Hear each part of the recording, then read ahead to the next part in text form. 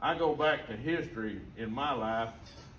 I'm thinking about in my younger years, over at Blyville, Arkansas, my daddy had a shop. When I was working in the shop, here's all this traffic, the cars coming in and out. And back then, engines did not last like they do now. At 75,000 miles back in my younger days, I was born in 1951. I'm 72 years old day before yesterday.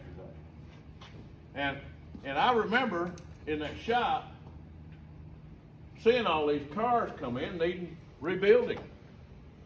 And finally, at 12 years old, after watching my father do this, after watching him grind valves, which we won't be doing that here because we don't have a valve grinding machine and stuff, but seeing all this happen, well, I'm going in there and Daddy looks at me one day and says, "That truck you're rebuilding the motor on."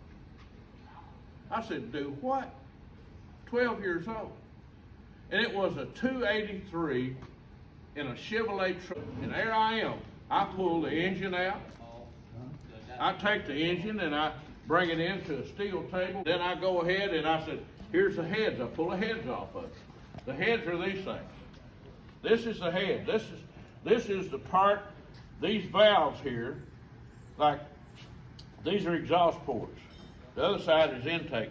That's where the gas comes in mixed with the carburetor, mixes air and fuel together into a fine mist, and it goes through the chambers here. And the valve depresses, lets it in, the piston goes up, draws it down, sucks it in, it comes back up, explodes, the exhaust valve opens, blows it out to exhaust, or through our headers that we're going to have on this street rod.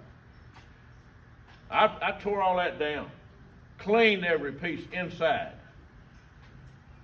bored the engine, put new pistons in it, new lifters.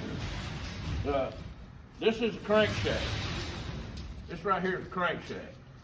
This crankshaft here turns. If you notice, there are places on there. These places, they're called journals. These places here, this is where the connecting rods hook, the pistons that go up and down that explode and blow. We're going to talk some more about all that. But all this has been refurbished. So here I am, I built this engine. I called my father. I rebuilt the carburetor.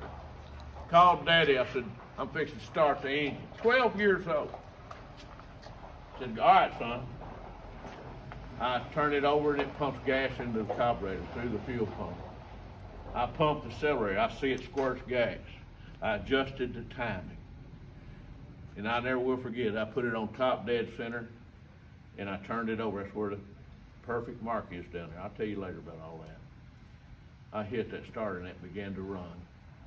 And I saw the oil pressure come up. Motor ran perfect. I adjusted the timing, set the carburetor. And my father was standing there and I thought he would be jumping up and down like I was. I was going, yeah, you know, I'm the first engine I've ever built. That feeling, I promise y'all, you will have when they turn that motor over. When you start that street rod we're going to build, you're gonna be elated. Matter of fact, it will ruin you. This is probably gonna ruin you girls too, because I know a lot of girls that love to work on hot rods. Matter of fact, they're on TV all the time. And I'm telling you right now, when you turn that engine over and you say, "I had a part of it," and you'll fall back to one of these days as I am right now with you guys saying, "This is what this is about now." You're going to go back and say, I remember in high school, 20 years, 30 years, 40, 50 years later, you're going to say, "I remember building that street rod. We were the first to ever do it. I was on the team." You'll be proud of it. I don't know about y'all, but I don't like being on a losing team. Huh? Do you? Matter of fact, I don't even want to be a bench sitter on a good team. I want to be plugged in, don't y'all? Well, guess what? You're plugged in. You came. You're interested. That's what it takes.